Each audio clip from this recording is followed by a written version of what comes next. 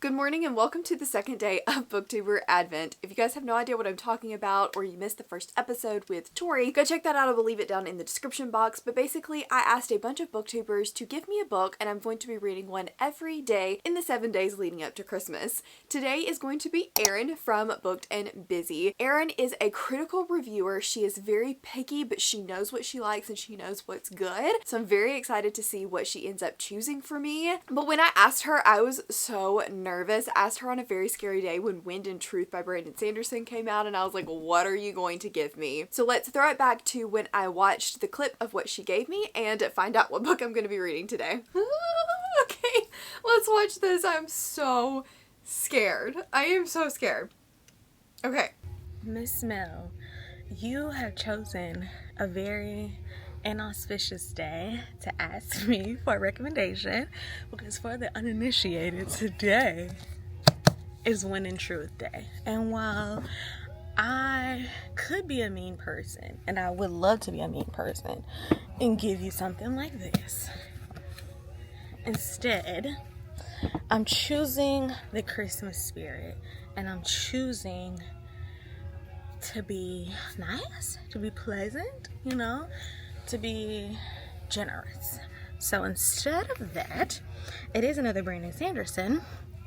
You will be reading The Emperor's Soul, which is a novella, a pretty solid one, I think, that you can finish in a day. And I hope you like it. Okay.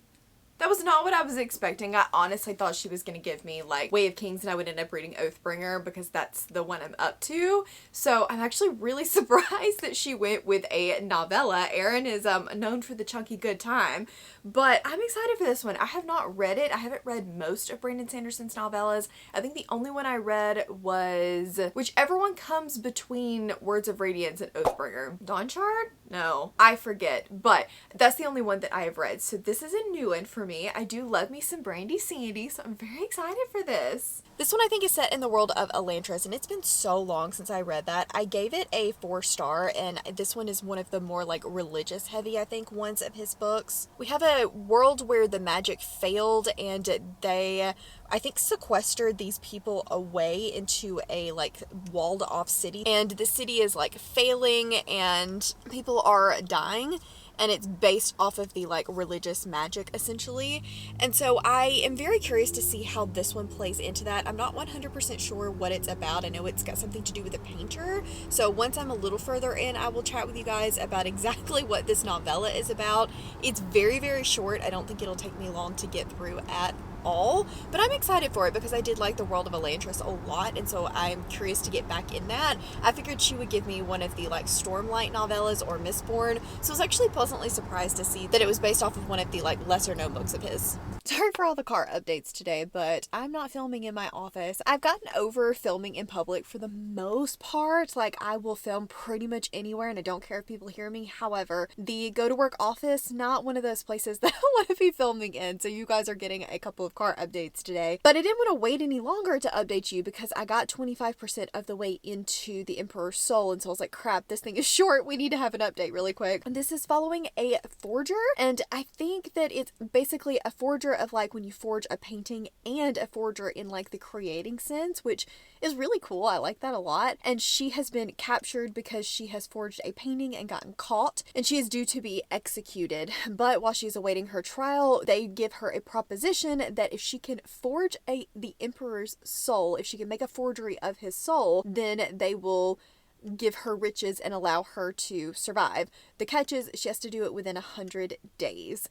And I just love this concept of being able to create a new soul, essentially. She's trying to make a forgery of it, so she needs to get the personality right, that basically no one can know that this isn't the real emperor.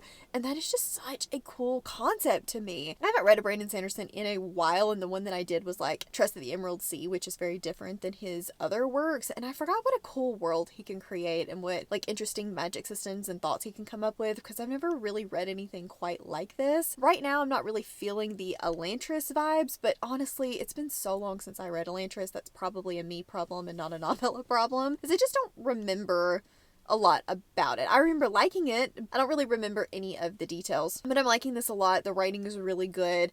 The characters, they're good. In a novella, the characters are not exactly a thing that I'm like latching onto. Sanderson can be a little bit wordy, so novella format for him would normally be extremely short, but it's like 200 pages, so it just feels like a shorter book, and I think that's actually going to work pretty well for me. Keeps him a little more reined in and all of the pertinent information there without as much of the exposition that he can sometimes put in books. So I'm having a good time. I am not surprised per se, but normally I'm not a novella gal, so I am a little bit surprised, pleasantly surprised. I went to touch base really quickly because I made it home, but I'm about to head back out again because today we're finally going to look at Christmas lights. I know I've been talking about this for far too long, but I'm actually really excited about it. I'm gonna meet everybody and we're going to go out to dinner while we wait on it to get fully dark and stop raining, and then we're going to be going to this drive-through Christmas lights thing. So it's not just driving around and looking at houses, but there's like a program that's put on by our local minor league baseball team. They set it up in their parking lot and it's like this full thing with choreographed lights to music, and they have a different theme every year. This year I've heard the theme is beach, which is interesting. I'm curious to see what a beach theme looks like. I guess in Alabama it's gonna be like, I don't know, 60 degrees on Christmas, so it's not like we're gonna get a white Christmas, but I don't necessarily think that we are quite beach level. We're close, but where I live, not quite beach level. It's usually really cute, a really good time. We might go to the botanical gardens because this is one of their last nights for the drive-through lights, but I don't know if we're going to be able to go or not. I think tonight's one of the last nights, but I'm not sure, so it's very possible we won't get to do those. But either way, I'm excited. I love Christmas. I like getting to do the Christmassy things, but I don't usually get to do a lot of them. So this is something that we do every single year, and it's just such a fun tradition. So once I get back from that, I will report back, and then I should be able to get a little bit further into the Emperor's Soul on my way there. So hopefully I will have a good update for you guys as well when I get back.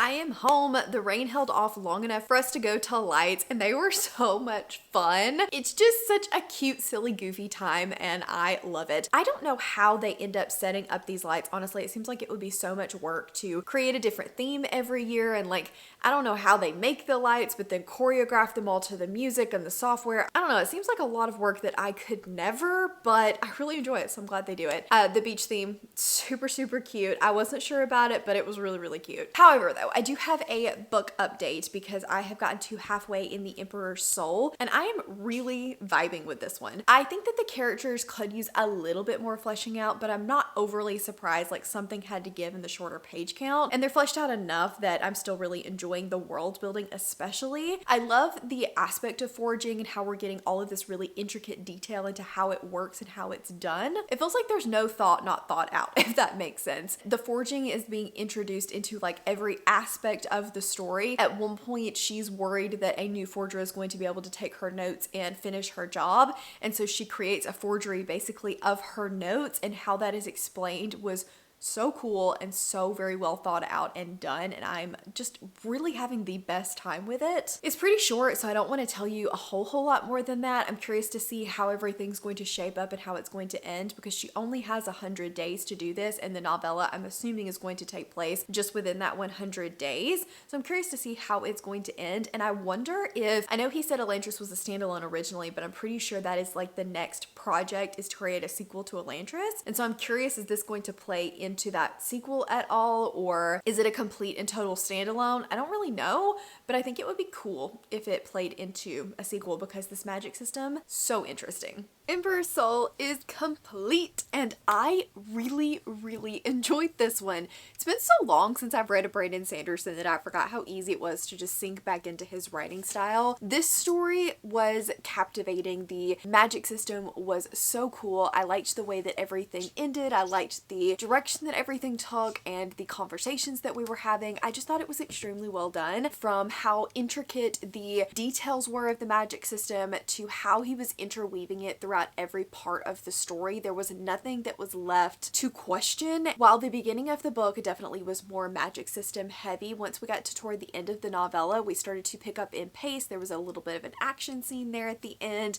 We had some relationships that had formed. My biggest complaint is the same complaint that I have with pretty much every single novella ever, and that's just that I wish it had been a little longer so that we could have explored things further. We could have gotten to know our main character's backstory. We could have gotten to know her and the relationships between her and some of the other characters a little bit better, maybe had a bigger cast of characters. I don't know, but I really enjoyed this one overall, and I think I'm gonna give it a 4-star. This was a huge win. So thank you so much to Erin for picking this one for me. I never would have picked this up on my own, and that's the beauty in this series, is so far I've had 2 books, both of which I enjoyed, both of which I never would have picked up by myself. So I'm really excited to see what day 3 brings. If you want to check out the first day, I'll leave on the screen my video to where Tori picked a book for me. And if you want to know who is up next, stay tuned tomorrow for Booktuber Advent Day 3. If you just want to let me know that you were here and hanging out, leave me a sword emoji because Erin likes the epic fantasies.